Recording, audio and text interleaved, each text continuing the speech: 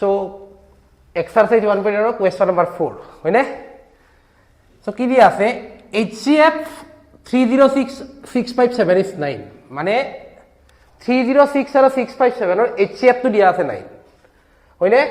then fine LCM এই দুটা number কি উলিয়াব লাগে LCM উলিয়াব লাগে সো আমি এইটো রিলেশন নিশ্চয় গম পাইছা এইটো রিলেশন আমি জানো LCM into HCF is equal what product of two numbers হয়নে এটো আমি রিলেশন জানো আর এই দুটা এইটো ৰিলেশনৰ পৰা এই কোৱেশ্চনটো সলভ হ'ব কাৰণ কিয় HCF into LCM is equal number দুটা কি কি 306 into what 657 সো আমি সাপোজ লেট কৰি ললো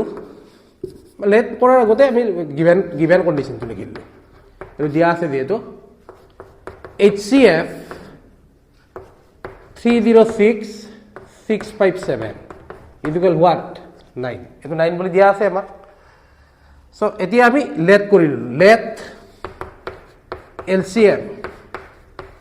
306657 is equal কি বলি লেট করলো সাপোজ x হয়নে now we know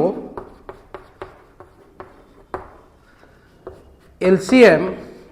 into HCF is equal product of the numbers product of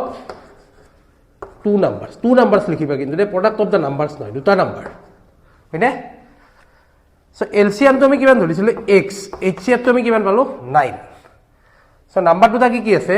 306 into 657 হয়নে সো আমাৰ x টো লাগে x ৰ লগত 9 টো কি হৈ আছে মাল্টিপ্লাই এইফালে গলে কি হ'ব divide so x is equal 306 into 657 by কি 9 সো 3 ৰে ক্যান্সেল কৰিলো 3 10 যা 32 3 ৰে 3 টাইমস আকৌ 3 ৰে কৰিলো 3 3 যা 9 3 4 যা 12 হয়নে